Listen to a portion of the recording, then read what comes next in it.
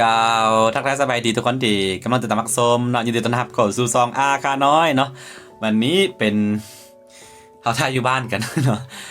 แล้วก็เดี๋ยวมื้ออื่นนี้จะเป็นวันแม่ยิ่งสากลหรือว่าเป็นวันสตรีทั่วโลกเนาะทุกคนเนาะเป็นเรื่องราวความเป็นมาเป็นจังได๋นะเขาสิบ่เล่าเนาะแต่ว่าเขาสิมาเล่าเกี่ยวกับวันที่8เดือนมีนาเมื่อประมาณ8-9 ปีที่แล้วเนาะถ้าชื่อบ่ผิดน่าค่อยน่าจะเรียนอยู่ประมาณม.6 หรือม.7 นี่เนาะจื่อได้ว่าช่วงนั้นน่ะมีน่าจะเป็นม.7 เนาะคืออยู่ลาวนี่จะมีม.7 เด้อทุกคนเด้อเผื่อ FC คนไทยบ่ฮู้เนาะม.7 มันจึงแบบจบม.ปลายทุกคนช่วงม.7 แล้วก็ช่วงที่แบบปิดปักเรียนที่1แล้วก็มันจะมีกันเรียนทหารเนาะอยู่บ่ฮู้ว่าพี่น้องฝั่งไทยมีบ่มีเนาะอยู่ฝั่งนี้มันจะมีวีซ่ากันทหารนะไปเรียน2 อาทิตย์เนาะช่วงนั้นก็ช่วงประมาณเดือนนี่แหละเดือนมีนาแล้วก็พอดีหลังจากที่เรียนกันทหารแล้วเราก็ค่อยก็กลับมายามกลับมาเล่นน้ำหมู่อยู่ที่เมืองเนาะเมืองเฮาบ่บอกเมืองดีกว่าเนาะกลับมาเล่นอยู่เมืองแล้วก็มาเล่นเนาะพอดีถึกช่วงวันที่8เดือนมีนาเนาะประมาณ8ปีหรือว่า9ปีที่แล้วเนี่ยก็จำยังบ่ค่อยแน่นอนปานใดแต่ว่าเรื่องตัวนี้มันฝังใจอีหลีเนาะมันคือธรรมดานี่ก็เป็นวันที่8เดือนมีนานี่จะเป็นวันแม่หญิงสากลนะผู้ใส่น่าจะให้เกียรติผู้หญิงเนาะน่าจะให้เกียรติผู้หญิงแล้วมาเคารพผู้หญิงเนาะในฐานะเป็นแม่ของคนเนาะถ้าบ่มีผู้หญิงก็บ่มีเฮาทุกๆวันนี่เนาะหลายๆคนเนาะล้วนแล้วแต่เกิดมาจากแม่เนาะโอเคมันมีเรื่องฝังใจอันนึงอย่างที่บอกไปเนาะวันนั้นค่อยได้กลับคือต้องบอกแล้วว่าค่อยหันได้ไปเรียนอยู่ในแขวงเนาะแต่ว่าได้กลับมาเล่นอยู่เมืองนะกลับมาเล่นแล้วก็มื้อนั้นมีหมู่ผู้หนึงกับค่อยไปเล่นอยู่บ้านนาทรายเด้อทุกคนเด้อแต่บ่บอกว่าอยู่เมืองใดไปเล่นอยู่บ้านนาทรายแล้วก็ประมาณไปเล่นแล้วก็ธรรมดาวันแม่หญิงสากลวันที่8มีนาแบบนี้อยู่บ้านเฮาอยู่ลาวเฮานี่มันก็จะมีกันจัดปาร์ตี้กินเหล้ากินเบียร์กันตามภาษาเนาะทั่วไปนะบ่ว่าผู้เฒ่าผู้แก่บ่ว่าผู้หนุ่มบ่ว่าเด็กน้อยเนาะวัยรุ่นทั่วไปก็กินกันนะแล้วพอดีมื้อนั้นค่อยก็ไปกินมาไปกินแล้วก็ฝนลิ้นนิดนึงนะฝนตกแสะๆนิดนึงกินไปไปกินน้ำคนฮู้จักเนาะอยู่บ้านนาไซเด้อทุกคนแต่ว่าบ่บอกว่าอยู่เมืองใดไปกินแล้วก็จนฮอดประมาณ3 โมงตอนเช้า3 โมงตอนดึกนั่นแหละหรือว่าตี 3ภาษาไทยเนี่ยทุกคนกินแล้วก็กลับมาจากบ้านนาไซมาสิกลับไปนอนอยู่บ้านหมู่เพื่อนเขาเนาะไปนอนอยู่บ้านหมู่ในเป็นระยะทางกว่าประมาณ14 กิโลนี่แหละแล้วก็ผ่านเมืองมาไกลนิดนึงแล้วก็ฮอดบ้านนาตองเนาะบอกอย่างนี้หลายคนก็สิฮู้แหละฮอดบ้านนาตองเนาะอยู่เบื้องขวามือมันจะมีสวนจะมีสวนอ้อยจะมีสวนยางพาราแล้วก็จะมีนาเนาะพอดีฝนตกแล้วก็มาฮอดแถวนาแล้วก็ได้ยินเสียงผู้หญิงร้องแฮงครับร้องเนาะร้องแบบร้องแฮงๆคือแบบมีสิเจ็บสิเป็นสิตายหั่นน่ะแล้วก็ค่อยก็ขี่รถไปค่อยขี่รถจักรของจีนตัวใหญ่ๆเนาะได้สิขึ้นให้คันนี้แหละคันนี้แหละเนาะขี่ไปแล้วก็ไปฮอดทุ่งนาแล้วก็อันขี่รถจักรเข้าไปแล้วก็เห็นผู้ชายประมาณบ่ต่ำกว่า12 คนเนาะ12 คนขึ้นเรือนี่แหละแต่กระเจิดกระจายไปเนาะคือบอกยังไงคือเขาเอาผู้หญิงมาทำสำเรามาข่มขืนนะทุกคนผู้หญิงเอาผู้หญิงมาข่มขืนเนาะผู้ชายนี่ประมาณ12 คนขึ้นเรือเนาะอันคันเว้าอย่างนี้นี่เดี๋ยวบักอิดเนาะ หมูควายบักอิดนะผู้น่าจะฮู้จักดีเนาะ2 คนไปนํกันแหละครับแล้วก็ย้อนว่ารถจักรของข่อยเป็นรถจักรที่ค่อนข้างใหญ่นะอย่างที่เห็นอย่างที่บอกเนาะคันนั้นแหละแล้วก็เขาคิดว่าเป็นตำรวจแล้วก็แตกกระเจิดกระจายไปหมดเนาะแล้วก็เห็นเด็กน้อยน้องผู้หญิงผู้หนึ่งนอนอยู่บ่แม่นเด็กน้อยแหละประมาณ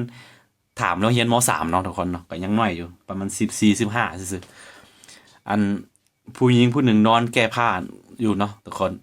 ก็เป็นความโชคดีอันนึงแหละที่แบบเฮาได้ช่วยเขานะได้ช่วยเขานะคือเขาผู้ชายก็คิดว่าเขาเป็นตำรวจเจ้าหน้าที่ตำรวจแล้วเขาก็หนีไปแล้วก็พอดีบังเอิญเลยคันแบบบ่ฮู้ว่าพวกข่อยบ่กลับมาทันหรือว่าบ่กลับมาได้ยินเสียงนะข่อยก็สังหรณ์ใจว่ามีหยังได้ยินเสียงแป๊บๆแล้วก็ขี่รถเข้าไปเบิ่งนะจากเส้นทางหลวงไปหาบ่อนที่มันมีตูบเนาะตูบหรือว่าเถียงนาเขานะมันบ่ไกลปานใดประมาณ200-300 เมตรแล้วก็ย่วงเข้าไปแล้วก็เห็นนะ ก็กดแตกกระจายไปหมดแล้วก็เหลือแต่น้องผู้หญิงคนหนึ่งเนาะแล้วก็เขาเอามาข่มขืนแล้วก็บูฮู้ว่าได้ข่มขืนแล้วบ่ได้ว่าเห็นกำลังแก้เครื่องน่าจะบ่ทันได้ข่มขืนเด้อเนาะยังขึ้นยังแหละเพราะว่ากำลังเห็นเสื้อผ้าของผู้หญิงกำลังสิถอดออกแต่ยังบ่ถอดเด้อนะพอดีน่าจะเป็นความสุขดี แล้วก็อันนี้ก็ย้อนความสงสัยนะก็เลยถามน้องผู้หญิงหั่นว่าเป็นหยังคือแบบผู้ชายตั้งว่า12 13คนนี่เป็นหยังคือเจ้าคือกล้ามาเขาคำตอบที่ได้ก็คือน้องผู้หญิงนั้นบอกว่าคือแผนการของเขานี่จะเป็นแบบนี้เนาะตามภาษาเด็กน้อยแหละผู้หญิงนะเห็นผู้ชายรอๆเนาะผู้เบ้ารอๆเขาก็เขาก็จะไปตามภาษาเด็กน้อยนะคือแผนการของจุผู้ชายก่อนนะคือเอาผู้ชายผู้ที่รอๆกว่าในแก๊งในกลุ่มนั้นไปสวนผู้หญิงเนาะไปสวนผู้หญิงว่าจะสวนไปดื่มเหล้าดื่มเบียร์หรือว่าไปสังสรรค์เป็นอย่างต่างๆนะเพราะว่าเมืองนั้นจะมีห้านออกไปจากเทศบาลเมืองหรือว่าเทศบาลในเมืองนั่นแหละออกไปประมาณ 4-5 กิโลจากนี้มันจะเป็นตามเส้นทางหลวงมันจะมีห้านแบบตั้งไว้ตามป่าเนาะแล้วก็เลยว่าบักอันนั้นสวนมาจะเอาเราไปกินจะเอาน้องผู้หญิงคนนั้นไปดื่มไปสังสรรค์ด้วยนึงนะแล้วก็ให้อันแก๊งเขารู้ว่าหมู่ผู้ชายก็ประมาณ10ปลายคนนี่ไปท่าบ่อนที่เขาจะวางแผนว่าจะข่มขืนอยู่แล้วนะทุกคนไปแล้วก็ที่จริงนี่ทำอิดก็ไปดีดักไปสังสรรค์กินน้อยนึงเนาะแบบแล้วก็แบบลิตรเหล้าลิตรเบียร์เข้าไปก็อะไรเนาะมันสิบ่มีสตินะทั้งผู้หญิงกับแล้วก็บักนั้นก็บอกว่าสิไปส่งแต่ว่าบ่ไปส่งเขาเลยตั้งไปแล้วก็ไปหาบ่อนที่หมู่มันท่าอยู่แล้วก็ไปฮอดแล้วก็เขาก็เอารถจักรหั่นใต้ไฟสายขึ้นมานี่ปึ้มปั๊มนี่เป็นตาตกใจแล้วว่ามีประมาณ12 13คนนี่แหละถ้าจื้อบ่ผิดเนาะ12คนขึ้นเมือนี่แหละแบบแผนการแบบสิไปล้มโทรมของวัยรุ่นแถวนั้นนะถ้าผู้ใดแบบมีลูกหลานแม่นหยังก็ควรเนาะคนจะบอกจะสอนนะมันเป็นเรื่องที่รับบ่ได้เนาะคันรังแกผู้หญิงแบบนี้รับบ่ได้อันอื่นรับได้อยู่แต่ว่ารับบ่ได้นะได้ฟังแบบนั้นก็สะเทือนใจแล้วก็พอดีฝนตกแดดก็ได้กราบมาส่งเนาะถ้าเอาหมู่ทีมปะอันแล้วก็ได้กราบมาส่งฮอดอันขวดน้ำแซ่มาส่งขวดน้ำแซ่ก็ว่าสิกลับแล้วคันเว้าจะเห็นที่หูว่ามันเมืองไหนมาส่งฮอดขวดน้ำแซ่ก็สิกลับแล้วแต่ว่าเราว่าย้านเนาะก็เลยว่าได้ไปส่งฮอดบ้านเราจากขวดน้ำแซ่ไปบ้านเราก็บ่ไกลเนาะประมาณ1 กิโลซื่อๆล่ะไปส่งฮอดหันแล้วก็จำได้ว่าเอาเงินให้เรา 20,000 เนาะคันน้องผู้หญิงคนนั้นเบิ่งอยู่นั่นแม่นอ้ายเด้อที่ซวยน้องนะเอาเงินให้เรา 20,000 แล้วก็ว่ามื้อหน้าบ่ต้องไปแบบนี้อีกเด้อนะอย่างที่บอกไปย้อนแบบความคึกขนองแล้วก็แบบย้อนเป็นลงรายกับความหล่อของผู้ชายนะตามภาษาเด็กน้อยเนาะก็ถามน้องว่าเรียนม.3 อายุประมาณ14 ปีนี่แหละก็บ่คิดว่าเขาสิไปเฮ็ดแบบนี้แล้วก็เลยมาน้ำเราว่าจังซี่เนาะอันนี้ก็ธรรมดาก็เป็นวันแม่หญิงสากลว่าวันสตรีอย่างนี้เฮาควรจะให้เกียรติผู้หญิงนะบ่แม่นว่าสิไปรังแกแบบนั้นถ้าไปทึกลูกหลานเจ้าหรือไปทึกอ้ายน้องผมพวกเจ้านะพวกเจ้าจะรับได้บ่อันนี้ก็ขอฝากไว้เนาะอันนี้ก็เป็นเรื่องเกิดขึ้นโดนแล้วว่าสิพาไปแจ้งความสิพาไปแจ้งตำรวจแต่ว่าเราคิดอายเนาะก็คือว่าเฮานี่อยากไปแจ้งอยู่แต่ว่าเราว่าอายก็เลยว่าบ่ไปแจ้งเนาะอันนี้บ่อิด หมู่ไปนํกันเนาะเราฮู้ดีเนาะไปนํกันนี่แหละก็เลยได้ไปช่วยเรามาแบบบ่ฮู้ว่าถ้าเฮาบ่ไปจวบแล้วบ่ไปพ้อในเวลาที่แบบนั้นนะบ่ฮู้ว่าสิเกิดอิหยังขึ้นเนาะผู้ชาย12 13คนผู้หญิงตัวน้อยๆหนึ่งสิเฮ็ดหยังได้สิเอามันหยังไปเฮาบ่จำเป็นไปเฮ็ดแบบนั้นนะผู้หญิงนี่เอามือพัดบัดเดียวมันก็ตกแล้วมันก็ล้มอยู่แล้วเฮาบ่จำเป็นต้องไปรังแกแบบนั้นเนาะเฮาควรจะให้เกียรติผู้หญิงบ่แม่นว่าเอาสิเฮ็ดแบบนั้นเนี่ยรับบ่ได้เนาะอันอื่นนี่รับได้อยู่แต่ว่าเรื่องรังแกผู้หญิงนี่รับบ่ได้อีหลีทุกคนแล้วก็ทุกมื้อนี้ข้อยก็ฮู้ว่ามีบางคนฮู้ว่าในแก๊งนั้นเนาะแม่นไผเนาะแต่ก็